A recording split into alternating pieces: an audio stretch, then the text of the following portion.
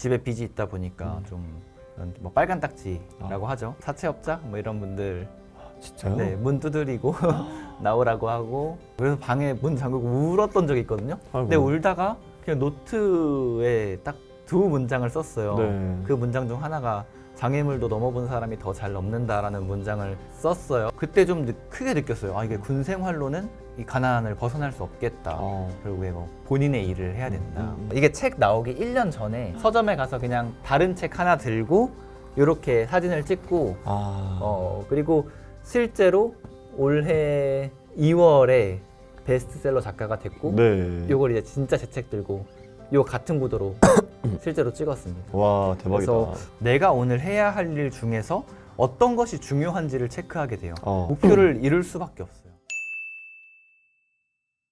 앞서가는 리더들과 찐하고 진지한 대화를 나눠보는 시간. 안녕하세요, 찐대 맥스입니다. 리치 파카님과 더불어서 또 이 책과 함께 자기소개 한번 부탁드릴 수 있을까요? 안녕하세요. 저는 리치 파카라는 닉네임으로 활동하고 있고요. 여기서 이 리치 파카는 저희가 추구하는 부에 대한 것과 또 제가 닮은 동물이 있거든요. 설마 네. 알파카인가요? 알파카. 네. 그래서 지금 이제 아내가 결혼하기 네. 전부터 저한테 이제 알파카라고 불러줬었는데 아. 네, 그 닉네임을 섞어서 리치 파카가 되었고요. 이 책 부자들의 서재는 저도 그렇고 맥스님도 그렇고 네. 저희가 한 몇 년 전부터 맞아요, 사실. 네, 정말 바닥부터 시작해서 부로 이렇게 막 나아가고 공부하고 있잖아요. 네. 이제 저와 같은 분들 그런 분들을 생각하면서 이분들에게 어떻게 하면 훌륭한 책, 그다음에 좋은 인사이트를 좀 담아서 전해드릴 수 있을까? 이걸 고민하다가 이제 기획한 게 부자들의 서재입니다. 전 세계 베스트셀러들을 그 중에서도 부에 대한 책들을 한 100권 정도 추렸고 그 중에서도 지인들에게 자신 있게 추천할 수 있는 책, 5년 이상 스테디셀러, 성공을 이미 이룬 분들이 공통적으로 추천하는 책, 이 교집합을 모아서 이 30권을 압축했고 책들의 인사이트와 제 경험을 같이 담은 책이 바로 이 부자들의 서재입니다. 야, 이 책 하나만 읽으면 거의 전 세계에 있는 상위 1%들의 인사이트를 진짜로 다 얻을 수 있는 책인 거네요. 네, 맞아요. 아마 목차 보시면 좀 놀라실 수도 있습니다. 아마 좋아하시는 책들이 여기 다 담겨 있을 거예요. 안 그래도 제가 실제로 많이 읽어봤던 책들이랑 또 읽어야지 했던 책들이 많이 담겨 있더라고요. 네, 맞습니다. 또 그거에 대해서 리치 파카님만의 해석을 또 해주신 부분도 너무 좋았고 네. 그걸 오늘 한번 딥하게 한번 풀어보면 어떨까 싶습니다. 너무 좋습니다. 또 사실 이제 또 시청자분들 아직 파카님에 대해서 잘 모르실 수도 있는데 거의 매해 몇백 권 이상의 독서를 하시는 걸로 알고 있어요. 많이 읽을 때는 100권 이상씩 와. 읽었고요. 요즘 같은 경우에도 그래도 일주일에 한두 권씩은 꾸준히 읽고 있습니다. 이게 사실 우리가 바쁜 일상을 살아가다 보면 그런 것들을 좀 놓쳐가는 시간들이 되게 많은데 꾸준히 읽으셨던 또는 읽으시는 이유 같은 것도 있을까요? 네. 먼저 이유에 대해 말씀을 드리면 이런 것들이 내가 나아가는 데 있어서 연료가 되어주더라고요. 그러니까 뭐 자동차를 운전한다라고 했을 때도 연료 보충이 계속 되어야 그쵸. 계속 순탄히 나아갈 수 있잖아요. 근데 내가 원하는 방향으로 나아갈 때 그것에 도움을 줄 수 있는 책, 그것에 도움을 줄 수 있는 사람들을 계속 이제 만나야 좀 내가 원하는 것을 더 순탄히, 더 빠르게 이룰 수 있지 않을까. 이게 제 생각이고 실제 경험해 보니 맞더라고요. 그래서 제가 원하는 제가 원하는 저만의 성공 기준으로 나아가기 위해서 책은 좀 게을리하지 않고 있습니다. 그러니까 사람이 누구나 이게 에너지가 좀 충만할 때가 있고 조금 떨어질 때가 있잖아요. 맞아요. 근데 이런 그때마다 동기부여 영상을 찾는다거나 아니면 나의 멘토를 찾는다거나 이게 찾게 되잖아요. 근데 이 책에는 그 모든 것들이 다 복합적으로 들어가 있더라고요. 그러니까 한 권의 책만 읽어도 단순히 한 사람이 그냥 전해주는 인사이트 그 이상으로 한 사람의 인생이 담겨 있고 그 사람이 겪었던 시행착오, 어떻게 이겨냈는지 그런 것들이 이제 모두 담겨 있다 보니까 한 권만 제대로 읽어도 동력이 계속 생기는 것 같아요. 아침부터 저녁까지 진짜 쉴 틈 없이 뭔가 루틴도 진행하시면서 일도 하고 학습도 하고 이렇게 하시는 걸로 알아요. 그 아침이 우리가 생각하는 게 진짜 그냥 아침이 아니라 새벽부터 그렇게 몇 년 동안 살아오신 걸로 알고 있는데 그런 하루 일과를 보내다 보면 저는 진짜 많이 지칠 것 같거든요. 게임, 운동과 비슷한 것 같아요. 그러니까 우리 어렸을 때 보면은 뭐 남자분들은 보통 축구나 농구 이런 거 좋아하잖아요. 근데 뭐 그거 1시간 한다고 해서 숨이 차고 하지만 내가 뭐 기력을 다했다 이제 그만해야지 이게 아니라 막 재밌고 내일 또 하고 싶고 그렇잖아요. 근데 저한테 이런 자기 개발이라는 게 딱 그런 영역이에요. 그래서 뭐 누가 사실 시켜서 하는 건 아니거든요. 뭐 새벽에 일어나세요, 뭐 자기 개발하세요. 네. 누가 저한테 이게 막 지시를 해서 하는 게 아니라 내가 가고 싶은 방향이 저거고 야. 저기를 가기 위해서는 또 이런 행동들을 하면 당연히 도움이 되고 하다 보니까 이 행동을 하나하나 하는 게 그냥 재미있고 놀이 같고 뭐 게임 같고 힘들진 않습니다. 방금 저희가 어떻게 보면 시청자분한테 설명을 못 드렸는데 네. 리치 박사님이 근 몇 년 동안 몇 년인 거죠? 제가 새벽 기상을 뭐 본격적으로 한 거는 이제 한 7년 차다라고 말씀을 드려요. 2019년도부터 했다라고 네. 말씀을 드리는데 뭐 한 6시 이렇게 일어나는 거는 그 전부터 했던 것 같긴 해요. 네. 대략적으로 좀 가볍게 해본 지는 한 10년, 그다음에 좀 본격적으로 해본 지는 한 7년 차? 7년에서 10년 정도를 어떻게 보면 나만의 루틴을 가지고 하루 일과를 시작하고 네. 마무리하고 하셨던 건데 네. 그 루틴에 대해서 잠깐 간략하게 설명해 주셔도 좋을 것 같아요. 아직 모르시는 분들이 계실 테니까. 네. 저는 우선은 하루 시작을 새벽 4시 반에 하고 있습니다. 이거는 4시 반. 뭐 비가 오나 눈이 오나 이게 변하지 않는 저만의 루틴이고요. 저는 휴대폰 알람을 네. 제 옆에 두지 않고 거실에 두거든요. 그러니까 이제 보통은 이렇게 맞죠. 손으로 끄니까. 끄잖아요. 네. 근데 이제 끌 수가 없어요. 왜냐면 네. 걸어가야 되니까. 네. 그래서 걸어가자마자 뭐 알람 끄고 화장실로 가서 양치를 해요. 네. 전에는 원래 물을 마시고 뭐 양치했는데 유튜브 댓글로 그러면 밤에 그죠. 이렇게 네. 세균들을 또 다 먹게 된다. 맞아. 누가 그런 댓글을 써주셔가지고 양치 먼저 하고 물 한 컵 마시고 네. 그다음 책상에 앉습니다. 책상에 앉아서는 목표를 한 문장 써요. 와, 이게 진짜 얼마나 폈다 접었다 했으면은 이게 너덜너덜합니다. 지금 보면은. 와. 네. 매일 한 문장씩 적어요. 이게 뭐 하루에 이렇게 많이 쓴 건 아니고요. 네. 한 뭐 3-4줄 정도 되겠죠. 이렇게 새벽에 일어나면 이렇게 내가 원하는 것이 무엇인지 이렇게 문장을 한번 쓰고요. 네. 뭐 오래 안 걸리겠죠. 네, 1분 네, 안쪽. 네. 이걸 적고 매일 쓰니까 정리가 되어 있을 테니까 문장이. 네. 어차피 외워져 있으니까 네. 그 문장을 한번 쓰고요. 그 다음에는 가볍게 명상을 합니다. 한 5분. 그냥 심호흡을 좀 크게 하면서 그러니까 목표를 그 전에 쓰잖아요. 네네네. 그러면 근데 이거를 이루려고 하면 내가 조금 뭘 더 해야 될까? 아니면 지금 내 방향이 맞을까? 혹은 내가 잘 나아가고 있는 걸까? 이런 생각들. 네. 그다음에 생각을 비우는 연습. 이런 것들을 한 5분 정도 네. 하고요. 그 다음은 플래너를 쓰죠.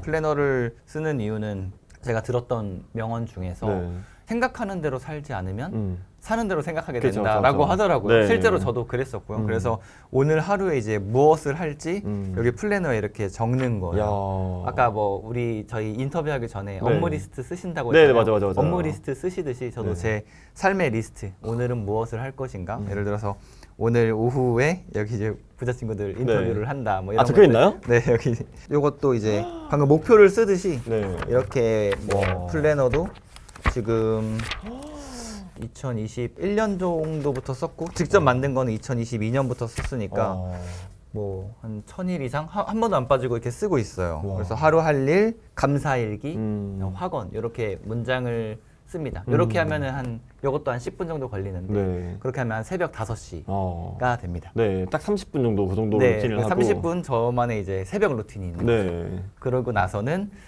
제가 정말 좋아하는 분이 저에게 좋은 습관을 추천해 주신 분이 있어요. 맥스님이라고. 저네요. 네. 네.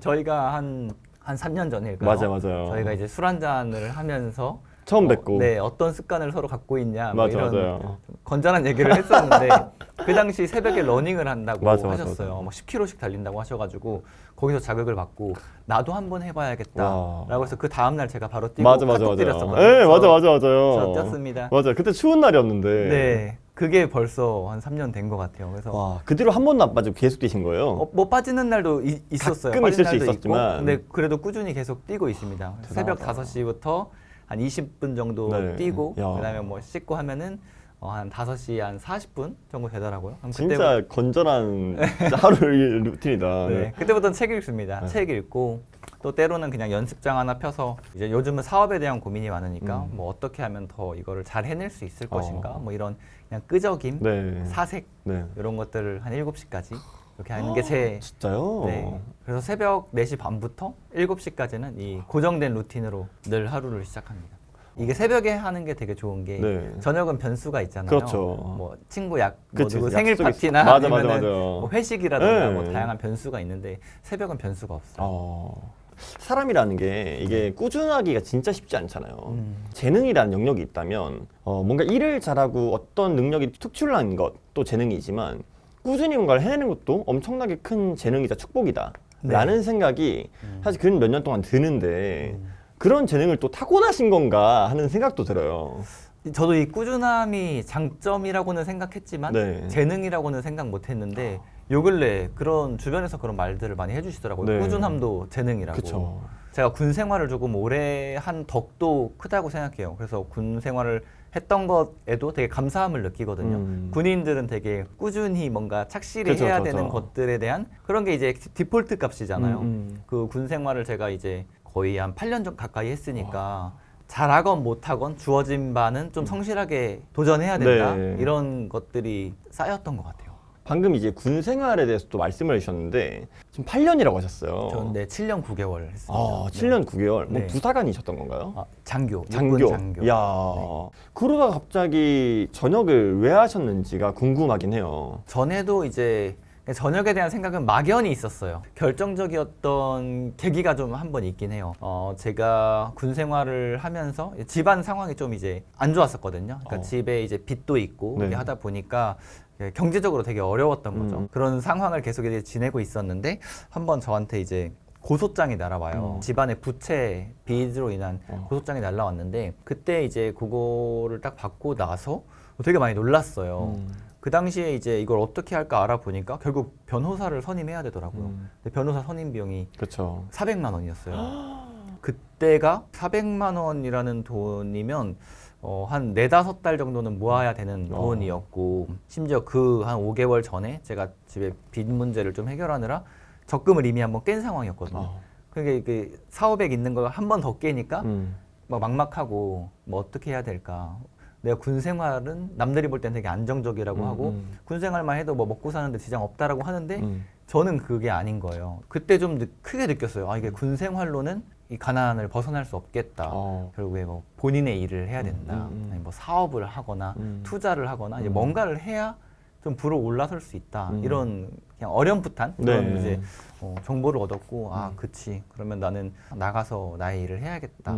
그다음에 가난을 탈출해 봐야겠다. 네. 뭐 이런 생각을 좀 강하게 하게 됐죠. 야, 몇 년 차이신 거죠? 지금이 이제 전역한 지 정확히 만 3년 조금 덜 됐습니다. 아, 3년 좀 생각보다는 얼마 안 되신 것 같은데. 22년 네. 그 11월 30날 전역을 했으니까 오늘 기준으로 조금 덜 됐네요. 한 3년 정도 되신 건데 네. 그 3년 사이에 사실 군 생활을 하셨던 사람이라고는 생각지 않을 정도로 되게 달라진 또 인생을 살고 있잖아요. 어떻게 보면 크리에이터라는 말씀해 주셨는데 인스타 팔로우 15만 크리에이터시고 네. 또 베스트셀러 작가님이시고 되게 감회가 새로울 것 같다는 생각도 들어요. 뭐 크게 생각해 본 적은 없는데 네. 생각해 보니 3-4년 전에 저는 이런 매체의 영상을 보면서 저렇게도 해볼 수 있겠다. 나도 한번 해볼까? 라고 이제 생각을 했었더라면 네. 이제 뭐 작년, 올해 혹은 제 콘텐츠에서 아니면 다른 채널에 나가서 이런 메시지를 전하는 사람이 되어버린 것 같아요. 네. 불과 몇 년 만에. 그러니까요. 네. 어떻게 보면 그 전에 또 가족들의 또 빚이라던가 뭐 그런 과제들도 있었잖아요. 그런 네. 것들 어떻게 해결하셨는지 그런 것도 궁금하긴 하거든요. 빚 문제는 전역하기 1년 전에 이제 아버지가 돌아가셨어요. 그 전에는 이제 사실 대체로 다 아버지 빚이었거든요. 그래서 그걸 정말 오랜 시간 어머니, 그다음에 가족들이 이렇게 갚아 오다가 이제 아버지가 돌아가신 이후로는 더 이상 빚이 뭐 늘어나거나 이제 이러지는 않았고 시간이 흘러감에 따라서 그런 것들은 좀 해결이 됐던 것 같고 제가 이 길로 이제 나아감에 있어서 좀 결정적으로 영향을 주었던 것 뭐 운이 좋았던 것 같기도 해요. 이게 정말로 뭐 제가 뭔가 능력이 뛰어나서나 아니면 뭔가를 알아서 이렇게 된 게 아니라 뭐 여러 가지 운이 좀 복합적으로 작용을 했는데요. 대표적으로 2가지를 들 수 있을 것 같아요. 첫 번째는 책이 정말 인생에 있어서 큰 도움이 된다는 걸 깨달았다는 것, 그거 자체도 운이라고 생각해요. 그래서 책 한 권이 그냥 이 종이 쪼가리가 아니라 이게 사람의 인생을 바꿀 수도 있구나. 그다음에 여기에 정말 많은 것들이 들어가 있구나. 이걸 깨달은 순간 정말 그 책을 닥치는 대로 읽기 시작했고 1년 만에도 막 100권, 150, 막 140권 이렇게 네. 읽다 보니까 사람이 생각이 짧은 시간에 완전히 이제 180도 이렇게 달라지는 그런 경험을 했고 또 하나 운이 좋았던 건 이 SNS의 세상 네. 혹은 나의 뭔가 정보, 나의 경험을 이렇게 외부로 표출할 수 있는 시대에 산다는 것 그것도 참 운이 좋았던 것 같아요. 그래서 내가 막 책을 읽고 뭔가 실행하고 누구 만나러 다니고 막 이런 과정들을 혼자만 알고 있는 게 아니라 네. SNS에 올렸더니 그걸 또 좋아해 주시고 뭐 전역하고 잘 됐으면 좋겠다 네. 이런 막 응원도 해 주시고 그래서 그런 책과 이런 SNS를 통한 아웃풋 이런 운때가 맞다 보니까 뭐 이런 크리에이터 활동도 하게 됐고 이런 저만의 제품을 만들어서 판매도 할 수 있게 됐고 또 운이 좋게 또 이렇게 저자가 될 수 있는 기회까지 찾아와 주고 했던 것 같아요.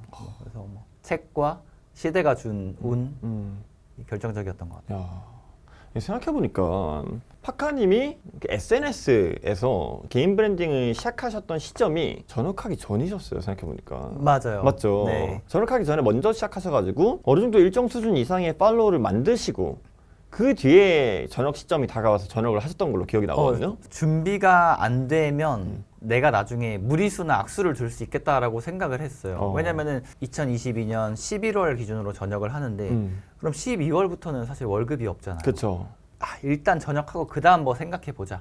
혹은 그 다음 준비해보자라고 하면은 뭐 한두 달은 괜찮겠지만 과연 그 기간을 견딜 수 있을 것인가. 좀 경제적으로 많이 부담이 될 거다라고 생각을 했어요. 왜냐면 저는 전역하기 전년도에 결혼을 했고 만약에 내가 벌어들이는 수입이 0원이 되면 우리 가족의 생계 근데 숨만 쉬어도 나가는 돈이 있잖아요. 그렇네. 그런 것들을 해결할 수 없으니까 나는 전역 전까지 무조건 돈 벌 준비를 해서 이 세상에 나간다 라는 생각으로 준비를 했고 감사하게도 그 시간이 있었어요. 전역 발표가 딱 난 시점 그다음에 제가 전역을 하는 실제 시점 요 사이에 9개월 정도의 시간이 있었고 그동안 열심히 책 읽고 열심히 SNS 채널 키우고 이렇게 해서 준비를 했었죠.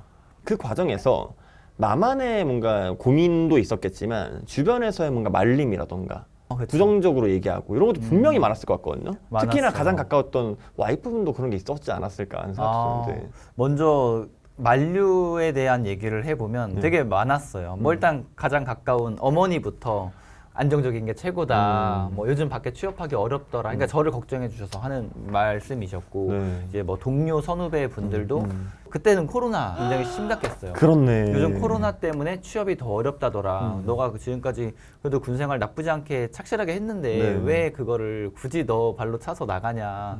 다들 이렇게 말리셨고 최근에 이제 친한 친구랑 만나서 술 한잔을 하는데 그 친구도 그때 말렸었거든요. 아 그래요? 네, 근데 그 친구가 요번에 저한테 했던 말이 야 연주야 그때는 내가 널 이렇게 말렸던 게 그런 세상이 되게 위험할 줄 알았어. 그리고 너가 이런 활동을 할 줄은 생각도 못하고 그때 당시엔 너가 걱정돼서 이렇게 했던 말인데 뭐 그래도 잘하고 있네. 뭐 이렇게 얘기를 해줬고. 와 소름 돋았어요 지금. 근데 고맙게도 아내는 말리지 않았어요. 아 그래요? 아내는 응원을 해줬고 오빠가 하고 싶은 거 다 해봤으면 좋겠다 라고 얘기를 했고 제가 군 생활을 길게 했잖아요. 사실 그게 뭐 군인이 되어보겠다 이런 생각보다는 학비 낼 좀 여력이 안 되다 보니까 ROTC 신청하고 또 여기에 군장학생이라는 학비까지 내주는 제도가 있어요. 근데 군 장학생을 하면 내 복무 기간에 4년을 더 해야 돼요. 그러니까 4년치 대학 장학금을 내줄 테니 4년을 군 생활을 더 해라. 몸을 갈아 넣어라. 뭐 요런 개념이에요. 그래서 저는 어렸을 때도 뭔가 이제 하고 싶은 거 이런 것들을 집안이 좀 어렵다 보니까 많이 못했었고 이런 것들을 다 아니까 이제라도 오빠가 해보고 싶은 거 좀 해보면 어떨까라고 응원을 해줬어요. 그 응원이 엄청 컸고 지금 생각해봐도 너무 고맙죠. 아내가 이렇게 다 늘 응원해줬고 하기 때문에 이렇게 쓸 수 있었습니다. 야, 이 여담으로 결혼을 잘하면 인생이 풀린다는 말이 괜히 있는 게 아닐 수도 있겠네요. 그럼요. 그러면 또 이제 현재로 넘어오기 전에 이제 과거 얘기를 하고 있으니까 조금 더 해보자면 지금 아까 말씀해 주실 때 이제 집안의 문제 또는 가정의 형편 이런 것도 많이 언급을 해주셨어요. 네. 저희 집은 제가 어렸을 때부터 가난했었고 저희 집 화장실이 그 푸세식 화장실 써보셨나요? 써봤죠. 아 집에서요? 네, 집에서 써본 적이 없어요. 저는 중학교 때까지 저희 집은 푸세식 화장실이었어요. 그래서 그 진짜 똥차가 와서 똥 퍼가야 되는. 제가 나이가 많지 않거든요. 92년생, 30대인데 그런 경험은 보통 이제 우리 할아버지 할머니 세대에만 있었잖아요. 근데 저희 집이 실제로 그랬었고 또 제가 학창 시절에는 집에 빚이 있다 보니까 좀 그런 뭐 빨간 딱지라고 하죠. 네. 드라마나 영화에서 보면 그런 것들도 이제 가정 가구에 막 붙게 돼서 압류 직전까지 갔던 적도 있고, 네. 뭐, 네. 뭐 사채업자 뭐 이런 분들 진짜요? 네, 문 두드리고 나오라고 하고, 그러니까 집이 어렵다는 걸 아니까 집에 부담이 되면 안 된다는 거를 어렸을 때부터 알았어요. 그래서 초등학교 6년 동안 돈을 모아서 중학교 교복을 제가 사 입었어요. 네. 500원, 1000원씩 모아서. 진짜요? 네, 6년 정도 모아서 교복을 샀고, 또 중학교 때도 뭐 1000원, 2000원씩 모아서 한 3년 모아서 고등학교 때 교복도 또 제가 샀어요. 그렇게 하면 좀 집안의 부담이 덜 되지 않을까 뭐 이런 생각을 어렸을 때부터 했던 것 같아요. 와. 이게 사람들이 저한테 많이 물어보는 것 중 하나가 아까 말한 새벽 기상하면 힘들지 않냐, 뭐 그렇게 살면 힘들지 않냐라고 하는데 정말 아까 하나도 안 힘들다 했잖아요. 네. 어렸을 때가 훨씬 힘들었기 때문에 지금 힘든 거는 아무것도 힘들지 않아요. 리체가 한 말 중에 네. 나를 죽이지 못하는 고통은 나를 더 강하게 만든다라는 말이 있거든요. 근데 제가 어렸을 때 겪었던 그런 고통들이 상처가 됐을 수도 있지만 그게 이제 더 단단한 나를 만들어주기도 한다라고 생각해요. 네. 제가 좋아하는 말 중에 장애물도 넘어본 사람이 더 잘 넘는다라는 말이 있어요. 이거는 제가 어디서 들은 것도 아니고 읽은 것도 아닌 것 같은데 고등학교 때 집에 이제 한번 그런 사채업자분인가 찾아왔어서 힘들었었어요. 그래서 방에 문 잠그고 울었던 적이 있거든요. 근데 울다가 그냥 노트에 딱 두 문장을 썼어요. 네. 그 문장 중 하나가 장애물도 넘어본 사람이 더 잘 넘는다라는 문장을 썼어요. 그 어린 나이에. 네, 그래서 지금 이렇게 힘들고 좀 이렇게 심리적으로도 힘들지만 나중에 더 나를 강하게 만들 것이다. 뭐 이런 생각을 하면서 이제 스스로 위로를 했고 또 하나의 문장은 10년 후에 보면 별거 아닐 거다. 라고 그것도 어떻게 보면 위로죠. 그래서 지금보다 10년이 더 지난 뭐 27, 28의 내가 그때를 보면 뭐 좀 괜찮을 거다라고 이렇게 그런 문장들로 이제 위로를 했었던 것 같아요. 또 과거 얘기를 또 하기 힘드셨을 수도 있는데 해주셔서 너무 감사드리고 네. 그럼 이제 현재로 또 넘어와서 경제적인 자유를 이루어야겠다라고 결심하고 전역을 하셨는데 네. 그럼 지금 3년이 지난 지금은 또 어떻게 변하셨을지가 궁금해요. 표면적으로는 뭐 15만 크리에이터고 네. 또 자기개발 또 베스트셀러시고 네. 그러신데 경제적으로 봤을 때 내 삶은 또 얼마나 풍요로워졌느냐 이것도 조금 뭐 신뢰가 되지 않는다면 궁금하긴 하거든요. 네. 많은 분들이 궁금해하실 거기도 하고 무엇보다도 지인분들이 그죠? 친구들이 궁금해요. 뭐 이번에 사촌 동생도 만났는데 네. 오빠 얼마 벌어?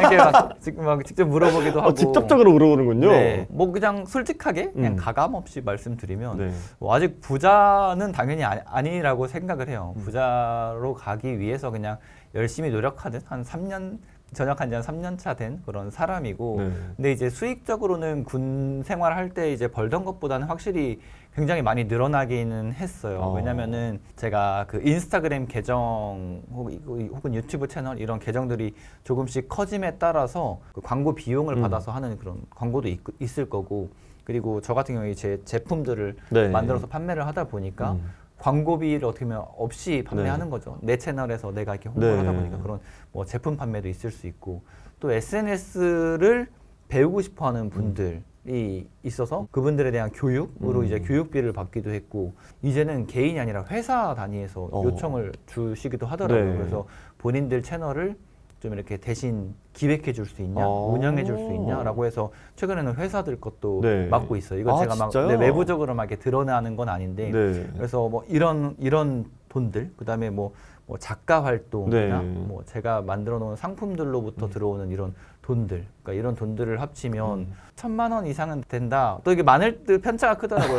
되게 네. 많이 벌어들인 다른 진짜 네 괜찮기도 했고 뭐 괜찮다 수준이 뭐 책 인세며 강연비, 네, 네. 교육비 이런 것들이 네, 몰아서 네. 들어오던 네, 월에는 네, 6, 7천만 원 정도 이상의 돈이 또 한 달에 들어왔던 적도 야. 있어요. 뭐 그렇다고 해서 100% 순수익은 아니지만 사실 거의 1인으로 활동하고 그쵸. 뭐 저는 뭐 수치적으로 이걸 표현할 수는 없겠지만 그냥 그 과거에 비해서는 5배, 10배 정도 좀 더 올라서지 않았을까?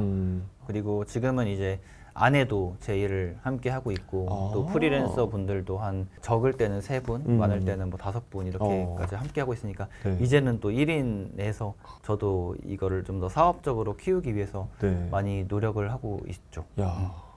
그럼 지금 방금 말씀해 주신 게 되게 여러 가지가 있었어요. 네. 광고도 받으신다고 했고 네. 강의도 하신다고 했고 네. 이 책 이 인쇄도 들어온다고 하셨고 네. 또 이런 제품 판매도 하신다고 했고 또 또 크리에이터도 키워주신다고 했고 대행 사업. 그 대행 사업인 거죠? 네, 한 5가지가 넘는 걸 아직 하고 계시는 거네요. 네, 뭐 그 외에도 자잘한 거 따지면 또 다양해요. 뭔가 이 뭔가 SNS 모임도 하면서- 하시잖아요. 맞아요, 모임. 온라인 챌린지를 하기도 하고 오프라인 행사를 네. 하기도 하고. 엄청나게 많이 하시는구나. 네, 근데 이게 뭐 하는 게 되게 이제 많아 보이지만 사실 네. 주제로 보면은 이 자기 개발 크리에이터로부터 네. 뻗어나온 것들이에요. 근데 이제 이게 뭐 수익원으로 치면 되게 네. 이제 다양해지는 거죠. 점점 다양해지고 있는 거고. 네. 그럼 여기에서 가장 주수입원은 어떤 거인 거예요? 가장 주 수입원은 제품 판매 수익과 네. 그런 회사 대행 사업 그런 사업 수익이 점점 커져가고 있고 네. 여기 이제 SNS로 활동하는 것들은 조금 이제 부수적인 것들. 네. 그러면 지금 제품 판매 쪽으로도 많이 하신다고 하셨는데 네. 그 제품이라는 게 지금 앞에 보면 이거인 거죠? 네, 이런 플래너, 네. 그다음에 독서 노트. 제가 한번 봐도 되나요? 네. 이런 걸 판매를 하시는 네. 독서 노트는 어떤 거예요? 독서 노트는 이것도 그러니까 저는 모든 제품을 네. 제가 직접 써야 될 것을 판매해요. 어. 직접 써본 거나. 네. 그래서 독서 노트는 이게 책을 항상 읽으면 되게 좋긴 한데 네. 뭐 얼마 뒤에 까먹더라고요. 그쵸, 까먹죠. 남는 게 없더라고요. 네. 그래서 어떻게 하면 이걸 남게 할까? 많은 책을 읽으면서 고민을 해본 결과 책을 읽고 나서 실행을 하는 게 되게 중요하더라고요. 그치. 네, 이게 실행을 하지 않으면 네. 몇 주 뒤에 좀 까먹게 되는데 네. 내가 이 책을 읽고 이걸 해봐야겠다라고 해서 실제 실행까지 해버리면 네. 이건 진짜 그냥 평생의 기억에 남거든요. 야. 그래서 그 노트는 뭐냐면 이 책을 읽을 때 내가 와닿은 문장을 이렇게 쭉 쓰고 네. 이 책으로부터 적용할 점, 실행점을 도출하는 노트예요. 네. 그래서 실행점을 여기다가 쓰고 이 실행점을 한 다음 책으로 이제 넘어가는. 그래서 이제 아웃풋을 하기 위한 노트. 그 노트 이름도 아웃풋 독서 노트. 진짜요? 네. 혹시 아웃풋 독서 노트도 지금 있으신가요? 지금 안 가지고 있습니다. 지금은 너무 궁금해가지고. 그래요? 아니 안 그래도 제가 이게 궁금했던 이유가 뭐냐면 제가 옛날에 그 리치파카님을 처음 알게 됐을 때 네. 그때 당시에도 플래너를 해서 작성을 엄청 꼼꼼하게 하셨던 걸로 기억을 해요. 그거 다 여기 근데 가져왔어요. 진짜요? 네. 오. 저희 처음 만났을 때 맞아요. 이거다. 네. 이거를 원래는 스케치북처럼 해가지고 맞아요. 맞아. 이렇게 해가지고 이걸 어떻게 보면 그 매일매일 쓰시면서 쓴 네. 기록을 그 인스타그램 스토리에 올리시고 맞아요. 막 그러셨었잖아요. 맞아요. 그래서 저는 이게 기억이 났는데 네. 이게 지금 이게 된 거죠? 맞아요. 이게 23년도에는 이렇게 됐고 24년도에 이렇게 됐고 와. 네, 이게 25년까지 이제 곧 26년이니까 네. 벌써 제품 4개, 이제 곧 5개째 나오는 거죠. 너무 신기하다. 네. 나만의 상품을 만들어서 런칭하고 성공적으로 사업화시키는 건 되게 어려운 일이라고 봐요. 네. 그런 걸 되게 성공적으로 잘 해내신 거잖아요. 그렇게 하실 수 있었던 뭔가 비결 같은 것도 있나요? 크리에이터에서 이 브랜드를 만들면서 네. 느낀 것 중에 하나가 95%의 사람들이 그만두는구나. 같이 시작했던 분들이 지금 다 안 하고 계시거든요. 그래서 나는 어떻게 계속 할 수 있었고 저분들은 왜 그만두었을까를 생각해 봤는데 크게 결정적으로 2가지가 있어요. 첫 번째는 내가 이걸 진짜 왜 하는가가 되게 명확해요. 명확해야 돼요. 네. 그래서 제가 이 부자들의 서재에서 첫 번째 책으로 담은 게 Start with Why라는 책이거든요. 무언가를 할 때 사람들이 나 뭐 하지? 어떻게 하지? 네. 그러니까 what과 how에 집중을 해요. 근데 오래 하는 사람들, 네. 성공하는 사람들은 이거에 앞서서 네. why를 먼저 생각해요. 내가 이것을 왜 하는가? 그러니까 이 why가 있으면 흔들리지 않거든요. 내가 이걸 힘들어도 내가 이걸 하는 이유, 내가 자기계발 책을 쓰고 자기계발 제품을 직접 쓰면서 계속 업그레이드하는 이유는 과거에 나 같은 사람, 과거에 어려웠던 리치파카와 같은 사람들도 조금 올라섰으면 좋겠다. 그들이 원하는 부로 실제로 좀 나아갔으면 좋겠다라는 마음이 있기 때문에 힘들어도 힘들지가 않고 역경이 와도 계속 할 수 있는 거죠. 그래서 이게 첫 번째고, 두 번째는 이게 사실 금전적인 거를 무시할 수 없다. 그래서 이런 크리에이터 활동을 하면서 수익화를 해내는 분과 해내지 못하는 분의 차이. 수익화를 해내지 못하면 아무래도 지속성이 떨어지다 보니까 그쵸. 크리에이터 활동을 하면서 어떻게 하면 이 활동과 돈을 연결시킬 수 있을까를 좀 고민해 보면 좋을 것 같습니다. 플래너를 뭐 크리에이터를 활동하기 전에부터 일단 계속 써오셨던 거고. 맞아요. 그 이후로도 계속 쓰셨던 거잖아요. 그렇죠. 이 성공 플래너의 시작은 네. 제가 그냥 혼자 만들어서 썼던 2022년이 시작인데 네. 이 전에도 제가 썼던 것들이 있어요. 군대에서 업무를 하면서 업무 바인더를 저는 직접 만들어서 썼거든요. 이런 형태는 아닌 거죠? 이런 형태인데 네. 정확히 기억하는 게 네. 군대에서 일을 처리할 네. 때 가장 중요한 게 뭔지 아세요? 가장 중요한 거요. 네. 상명하복? 맞아요. 시키는 거 제대로 하는 거? 네. 상명하복이 너무 중요하다 보니까 이때 바인더는 이제 오늘의 목표 뭐 이런 식으로 돼 있지만 네. 그때는 칸을 4개로 나눠서 가장 위칸은 배대장님 지시사항, 그다음에 과장님 지시사항, 우선순위 높음 낮음 네. 이 4개로 분류해서 항상 일 처리를 했고 그거대로 하다 보니까 업무가 그래도 잘 됐었고 이 업무를 잘 해결할 수 있는 저만의 이 솔루션을 막 부대원들도 공유해달라고 해서 후배도 네. 그다음에 뭐 부사관분들도 막 같이 쓰고 했거든요. 그 노트를. 그러면 여기서 업무 바인더를 써서 내가 업무를 잘 했었더라면 밖에 나가서 나만의 플래너를 만들어 보면 어떨까. 근데 그 당시에 이제 성공하고 싶으니까 네. 그냥 이름 지은 게 성공 플래너를 만들어 보자라고 해가지고 오늘의 목표, 그다음 오늘 한 거, 그다음 오늘 감사한 거 네. 이렇게 해가지고 야. 하루를 이렇게 보내게 되었었죠. 이게 그럼 궁금한 게 플래너를 쓰지 않는 삶과 플래너를 쓰는 삶을 만약에 두 가지로 갈라서 비교를 해본다면 네. 어떤 차이가 있는 거예요? 되게 명확한 차이가 있는데 하루를 시작할 때 플래너를 쓰면 내가 오늘 해야 할 일 중에서 어떤 것이 중요한지를 체크하게 돼요. 그래서 이거는 내가 우선적으로 해야겠다라는 생각이 있다 보니까 다른 것들이 외부적으로 치고 들어와도 내 인식 자체에 이게 더 중요하다 이런 생각을 하게 되는데 플래너를 안 적고 그냥 아무 계획이 없다면 일단 외부에서 들어온 것들을 하게 되겠죠. 나에게 중요한 일들 위주로 내 하루를 채우게 된다.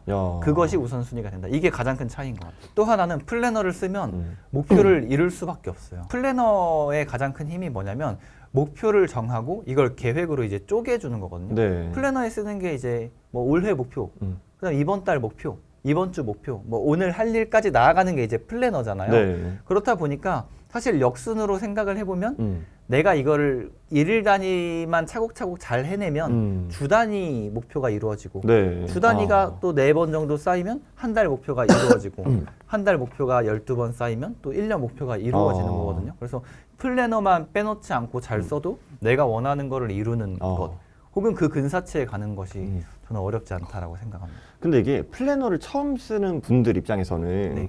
그런 어려움이 있잖아요. 뭔가 연 단위 목표는 세울 수 있겠어. 그런데 이거를 월 단위로 쪼개라고? 어떻게 쪼개야 되지? 이것에 대한 좀 파카님만의 노하우도 있나요? 조언을 드리고 싶은 게 있어요. 이게 방금 말씀하신 대로 처음 이걸 쓰려고 하면 막막하고 어려울 수 있거든요. 근데 두 가지 좀 조언을 드리면요. 첫 번째는 목표를 너무 크게 갖지 마세요.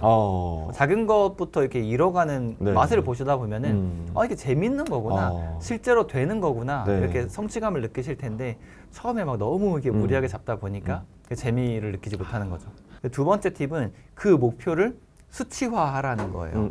이게 목표를 수치화하지 않으면 나눌 수 없어요. 결국에 목표를 가장 쉽게 이루는 방법은 네. 그거를 계획으로 쪼개는 거거든요. 내가 이걸 1년에 이루겠다라고 하면은 12개월로 쪼개는 거고 네. 뭐 5개월 만에 하겠다라고 하면은 이걸 5단계로 쪼개면 되는데 근데 많은 분들이 목표를 세울 때 이 기간을 언제까지 할지를 정하지 않고 네. 또 이거에 대한 수치화를 정하지 않는 경우가 되게 많아요. 그래서 처음에 목표를 너무 크게 잡지 마셔라. 그 다음에 기간과 숫자, 수치화로 좀 명확히 하셔라. 그렇게 하면은 더 플래너를 쓰기 쉬우실 거고 또 그걸 하나하나 이렇게 체크해 나가시면서 네. 재미도 있으실 겁니다. 야. 근데 이게 타이핑으로 치는 것보다 네. 직접 펜을 들고 손으로 쓰는 것이 네. 훨씬 더 뭔가 기억에 오래 남고 머릿속에 잘 각인된다는 연구들이 있더라고요. 네, 네. 연구들이 많고 실제로 그게 증명이 됐더라고요. 그래서 저는 앞으로도 네. 좀 수기로 쓰지 않을까 싶어요. 뭐 대신 들고 다닌다는 좀 번거로움이 있을 수 있지만 이렇게 아날로그로 쓰면 이런 기록들이 남는다. 그래서 네. 나중에 언젠가 내가 삶을 한번 되돌아봤을 때 22년도는 내가 이렇게 보냈구나. 23년도는 이렇게 보냈구나라고 해서 뭔가 그때의 추억도 이렇게 상기시킬 수 있는 좋은 친구, 도구가 될 것 같다고 생각해요. 그럼 우리가 네. 단계별로 나아가야 되면 이제는 알겠어요. 네. 그런데 여기서 그럼에도 불구하고 내가 플래너를 써야 되는데 막막할 수 있잖아요. 파카님만의 노하우라던가 잘 쓸 수 있는 꿀팁 같은 걸 좀 전수해 줄 수 있는 게 있나요? 저만의 좀 팁을 말씀드리면요. 뭐 이런 오. 시각화를 좀 해보셨으면 좋겠다. 아, 비전보드가 있네요. 비전보드 따로. 칸을 만들었거든요. 그래서 이렇게 시각화를 해 놓으면 사실 이때는 네. 들고 가서 이게 책 나오기 1년 전에 서점에 가서 그냥 다른 책 하나 들고 이렇게 사진을 찍고 이쪽에 있는 거는 네. 24년도 플래너이고 네. 이건 25년도 플래너인데 이 당시에는 책 제목을 저도 모르니까 네. 그냥 자기계발의 정석이라고 해놓고 야. 이렇게 시각화를 해서 매일 아침에 받고 그리고 실제로 올해 2월에 베스트셀러 작가가 됐고 네. 요걸 이제 진짜 제 책 들고 요 같은 구도로 실제로 찍었습니다. 와, 대박이다. 그래서 플래너를 쓰실 때에는 이렇게 시각화를 좀 하셔라. 왜냐면 뇌는 상상과 거짓을 구분하지 못한대요. 그래서 실제로 내가 이걸 매일 보고 네. 반복하면은 우리의 무의식이 좀 답을 찾는 데 도움을 확실히 주거든요. 그래서 비전 보드를 좀 만드셔라. 네. 이게 첫 번째 팁이고요. 여기 보니까 네. 5만 부 판매라고 되어 있어요. 네. 혹시 5만 부 판매하셨나요? 정확히 모르겠는데 못 판매했을 것 같아요. 아직까지는? 네, 아직 한 해가 남았으니까요. 여러분 좀 도와주십시오. 네, 도와주세요, 여러분. 그다음에 두 번째는 이제 목표를 세우는 건데 네. 여기 이제 연간 목표를 쓰는데 이 연간 목표를 세울 때 팁은 아까 말씀드렸듯이 초보자이시면 너무 높지 않게 그다음에 내가 좀 어느 정도 해본 분이면 좀 상향을 해서 네. 숨에서 끝까지 찰 정도로 네. 좀 목표를 정하셔라. 근데 이 목표를 정할 때 팁이 기간 반드시 들어가야 되고 숫자가 들어가야 돼요. 네. 그다음에 요 연간 목표를 기반으로 한 달이 시작되기 전에 이 월간 목표를 정하시고요. 네. 1년 목표가 수치적으로 명확하다면 네. 월간 목표도 숫자가 들어가 주겠죠. 그 다음에 저는 이달의 습관. 네. 내가 그 목표를 이루기 위해서 정해야 할 습관은 무엇인가? 역으로 생각하면 이 습관을 반복하면 자동으로 목표가 이루어지는 건 뭘까? 내가 매일 해야 할 행동. 네. 이걸 이제 시스템이라고 부르거든요. 이 시스템을 반복하면 이게 이루어지겠다를 이달의 습관으로 잡는 거죠. 네. 그리고 또 하나의 팁은 이달의 보상. 음. 그러니까 목표 달성 시 보상은 왜 필요하냐면요. 네.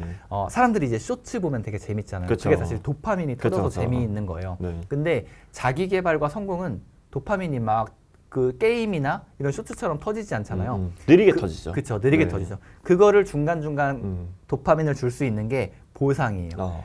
나 이번 달에 책 4권 읽었네? 네. 그러면 내가 가장 좋아하는 거. 뭐 영화 보기, 어디 1박 2일 여행 가기, 아니면 뭐 어떤 거 사기, 이런 것들을 보상으로 넣어주는 거예요. 그럼 한 달 열심히 살고 네. 보상으로 만족 느끼고 그럼 다음 달에도 열심히 해서 또 보상 얻어야지. 그래서 이런 중간중간 보상을 넣는 거. 이렇게 이제 굉장히 원하는 것을 이룰 때 도움이 많이 되죠.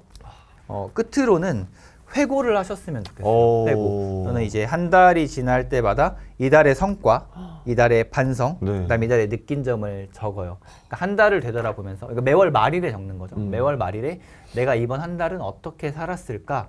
그리고 이제 성과를 보면서 칭찬도 해주고 또 한편으로는 이 부분이 부족했네 라고 반성을 하고 그다음 느낀 점을 적는 거죠. 그러니까 결국에 중간중간 피드백이 들어가 줘야 네. 더 좋은 방법을 고민할 수 그쵸, 있거든요. 그쵸. 더 효율적인 방법도 네. 고민하게 되고 그래서 한 달의 끝에 이런 것들을 딱 넣어주시면 플래너를 가장 잘 활용하실 수 있다. 너무 좋다. 이 원하는 것을 명확히 하고 그 원하는 것을 이루기 위해서 이거를 스텝으로 나누고 그 스텝을 밟기 위해서 오늘 해야 하는 것들에 대한 우선순위를 매기고 네. 그걸 하나하나 해가는 거. 사실 이 본질적인 건 똑같거든요. 그렇죠. 그래서 그냥 원하는 것이 있고 그걸 한번 이뤄보고 싶다 하는 분들이라면 그냥 그런 분들께는 누구나 좀 추천을 드리는 편입니다. 그러면 이제 플래너에서 좀 넘어가서 책으로 넘어가 보긴 할 텐데 네. 그 전에 또 1부의 마지막으로 3년 전의 내 모습과 지금의 내 모습을 비교해 본다면 어떤 게 가장 많이 달라졌는지. 가장 크게 변한 게 있다면 마음이라고 생각합니다. 뭐 표면적인 거는 되게 작은 거라고 생각하고 예전에 3년 전에 저는 하면 될까? 이렇게 성공한 사람들도 있다던데 나도 한번 해볼까? 긍정적으로 생각하는 의문을 가지고 있었던 네. 사람이라면 네. 3년 동안 이렇게 많은 경험을 해봤잖아요. 그러고 나서 지금은 될까가 아니라 무조건 된다. 야. 무조건 인생은 원하는 대로 흐른다. 내 삶은 내가 만들어갈 수 있다. 라는 이거를 가지게 된 거. 그게 가장 큰 차이인 것 같아요. 와. 플래너 작성을 추천드리는 이유는 이 삶은 합산이다라는 말이 있어요. 네네네. 그러니까 내가 오늘 하루를 어떻게 살아가느냐가 결국 내년의 나, 내후년의 나를 만드는 거거든요. 그래서 그 하루하루에 좀 최선을 좀 다했으면 그리고 그 하루하루가 좀 나를 위한 거였으면 좋겠다. 네.